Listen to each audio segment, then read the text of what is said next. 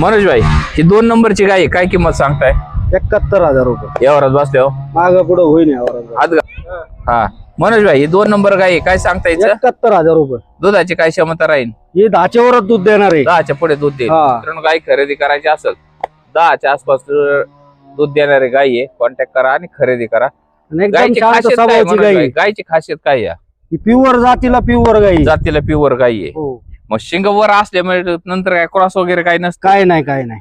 फक्त माग त्याचं बघा माथा तुम्ही पुढे आलेला आहे. माता पुढे त्याची आले कानाची बघा. कान माग वळून पुढे यायला पाहिजे. हा वशिंडे पाहताय मित्रांनो गायची क्वालिटी आणि कान पा गायचे पिंपळाच्या पानासारखे कान असेल तर ओरिजिनल गाय समजून घ्यायची. गाय खरेदी करायची असेल तर लगेच कॉन्टॅक्ट करा. गायचा माथा पा.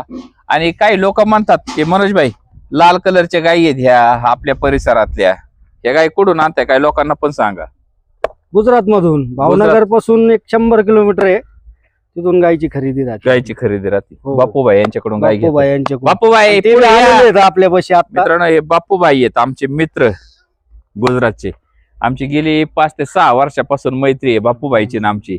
हे बापूभाई आहेत, यांच्याकडून मनोज भाई गाय आणतात, त्यामुळे तुम्हाला 100% खात्री दिली जाते. बापूभाई यांचं नाव पूर्ण आंबरेली परिसरात आहे, तुम्ही चौकशी करून विचारू शकता त्यांच्याकडे गाय कोणत्या क्वालिटीच्या असतात.